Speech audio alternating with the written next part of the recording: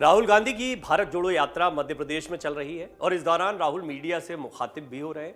वैसे ही एक press conference के दौरान राहुल गांधी जब बात कर रहे थे तब अचानक से उनके माइक में दिक्कत आने लगी और उन्होंने कुछ ऐसा बोला जिसके बाद भाजपा उन पर हमलावर हो गई।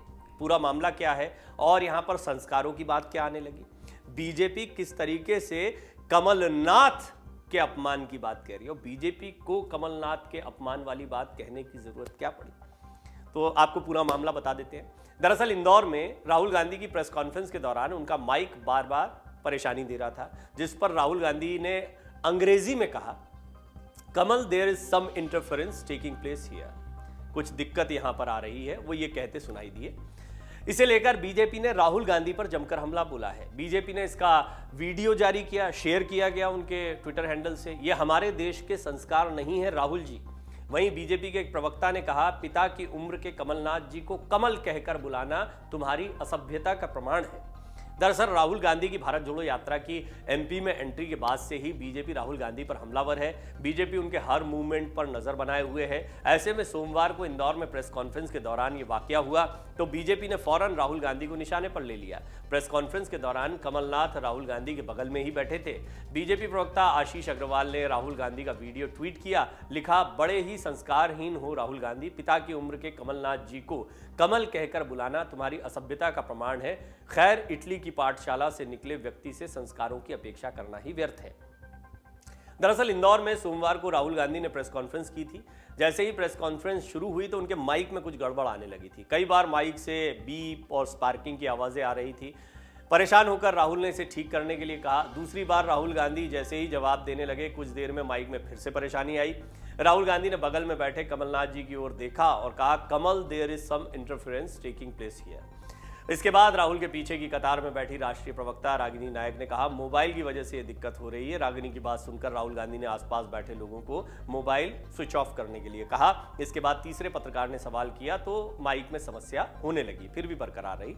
राहुल गांधी ने कहा, भाजपा की दिक्कत है कि उन्होंने हजारों करोड़ रुपए मेरी इमेज को खराब करने में लगा दिए। मेरी इमेज बना दी, लेकिन ये मेरे लिए फायदेमंद रहा। सच्चाई को छुपाया नहीं जा सकता। अगर आप किसी बड़ी शक्ति से लड़ रहे हो तो निजी हमले होंगे। अगर मुझ पर हमले हो रहे हैं तो मुझे लगता है कि मैं सही काम कर रहा हूं। ये एक प्रकार से मेरा गुरु है, ये मुझे सिखाता है कि मुझे इधर जाना है, उधर नहीं जाना। लड़ाई क्या है? लड़ाई जो आपके सामने खड़ा है, लड़ाई उसकी सोच को गहराई से समझने की है। मैं धीरे धीरे आरएसएस और भाजपा की सोच को अच्छे से समझने लगा हूं। कृषि मंत्री और हरदा विधायक कमल पटेल ने राहुल गांधी को संस्कारहीन बताते हुए कमलनाथ को नसीहत दी है। उन्होंने कहा कि यदि कमलनाथ में जरा सा भी स्वाभिमान बचा हो तो तुरंत पार्टी छोड़ दें, साथ ही उनके नेतृत्व में कार्य न करें। राहुल गांधी को इस व्यवहार के लिए कमलनाथ और देश की जनता से माफी मांगना चाहिए, ये बीजेपी के नेता कह रहे हैं। बार बार माइक में आ रही दिक्कतों को लेकर बीजेपी के प्रदेश मंत्री रजनीश अग्रवाल ने तंज कसते हुए लिखा, अरे कोई है पीसीसी में जो राहुल बाबा का ऑडियो ठीक करा दे। पीसी में कौन है जो अड़चन डाल रहा है? यानी प्रेस कॉन्फ्रेंस के दौरान माइक में आ रही आवाजों से परेशान होकर जयराम रमेश ने पत्रकारों को मोबाइल से फोटो और वीडियो बनाने से मना किया। प्रेस कॉन्फ्रेंस शुरू होने के पहले ही जयराम रमेश ने साफ कर दिया कि मध्य प्रदेश के पत्रकारों को सवाल पूछने में प्राथमिकता दी जाएगी। वहीं प्रेस कॉन्फ्रेंस में राहुल के पहुंचने से पहले दिग्विजय सिंह और कमलनाथ की जुगलबंदी भी देखने को मिली। दरअसल राहुल के आने से पहले उनके ठीक बगल वाली कुर्सी में कमलनाथ आ चुके थे। दिग्विजय सिंह राहुल के दूसरी तरफ बैठ गए थे। उनसे कमलनाथ के बगल वाली कुर्सी पर बैठने को कहा गया। दिग्विजय बोले, मैं तो पिछले 42 साल से कमलनाथ जी के राइट साइड में ही हूं। कमलनाथ ने कहा कि अब की बार मैं और दिग्विजय सिंह ही प्रेस कॉन्फ्रेंस करेंगे। इस पर दिग्विजय बोले कि मैं बताऊंगा कि किन पत्रकारों को बुलाना है और किन्हें नहीं। तो हल्के फुल्के लम्हे भी थे। दिग्विजय सिंह प्रेस कॉन्फ्रेंस में लाल रंग की एक पोटली लेकर भी आए थे। हालांकि पत्रकारों ने जब उनसे पूछा तो उन्होंने कह दिया कि उन्हें कुछ सुनाई नहीं पड़ रहा है और ये कहा जा रहा है, इसकी हालांकि कोई पुष्टि नहीं की गई कांग्रेस की तरफ से, कि ये वो पोटली थी जिसमें यात्रा के दौरान छोटे छोटे बच्चों ने राहुल को अपनी पॉकेट मनी वाली पिगी बैंक सौंपे थे। हमने आपको ये रिपोर्ट भी दिखाई थी। तो गुल्लक से पैसे दिए थे। शायद दिग्विजय इस बात की तैयारी से आए थे कि जब राहुल बोलेंगे तब वो पत्रकारों को पोटली भी दिखाएंगे, लेकिन राहुल ने सीधे सवालों के जवाब देने शुरू कर दिए। पोटली की बात ही नहीं आई, वो दिखाने का मौका नहीं मिला और पोटली आखिर तक दिग्विजय सिंह जी के हाथ में ही रखी रह गई। लेकिन यहाँ पर बड़ा मामला ये सामने आ गया कि कमल कहकर कमलनाथ को संबोधित करना, ये राहुल का जो अंदाज था ये बीजेपी को चुभ गया। हालांकि कांग्रेस की इस पर कोई प्रतिक्रिया नहीं आई है। सामान्य तौर पर अंग्रेजी में बात करते, क्योंकि अंग्रेजी में ये बात बोल रहे थे राहुल, तो इस तरह से नाम लेने का कल्चर है। और भारत में निश्चित तौर पर बड़ों को जी लगाकर नहीं बोलना ये बहुत ही संस्कारहीनता माना जाता है, इस बात से भी इनकार नहीं किया जा सकता है। तो एक बड़ा मौका मिल गया और कमलनाथ पर तंज कसने का मौका मिल गया।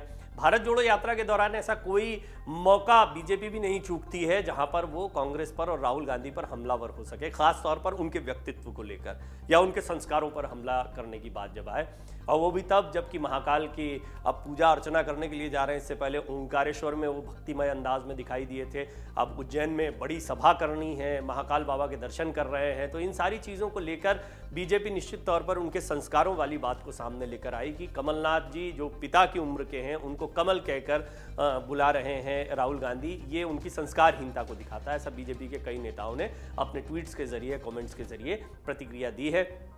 बहरहाल राहुल गांधी की भारत जोड़ो यात्रा कई मौकों पर चर्चा में आई है। जब से शुरू हुई है, कन्याकुमारी से लेकर अभी इंदौर और उज्जैन या मध्य प्रदेश तक जब तक पहुंची है, तो इन 3-4 राज्यों से गुजरने के बाद तमिलनाडु है, केरल है और तेलंगाना है, महाराष्ट्र है, मध्य प्रदेश है, इसके बीच में 2 दिन के लिए गुजरात भी होकर आए हैं। राहुल बड़े तूफानी दौरे कर रहे हैं, लेकिन कई मौके ऐसे आए हैं जब बीजेपी को उन्हें घेरने का मौका मिला है। तो इस पर कांग्रेस का हमेशा से तंज रहा है कि बीजेपी को मुद्दे नहीं मिल रहे हैं, बीजेपी को कोई बड़ी बातें नहीं मिल रही, तो वो छोटे छोटे मुद्दों को उठाकर राहुल गांधी को और भारत जोड़ो यात्रा को बदनाम करने की कोशिश कर रहे हैं। डाउनलोड करें अमर उजाला ऐप और पाएं खबरें लगातार। अगर आप ये वीडियो YouTube पर देख रहे हैं तो हमारे चैनल को सब्सक्राइब करें और बेल आइकन को दबाना ना भूलें। अगर आप Facebook पर ये वीडियो देख रहे हैं तो हमारे पेज को लाइक करें।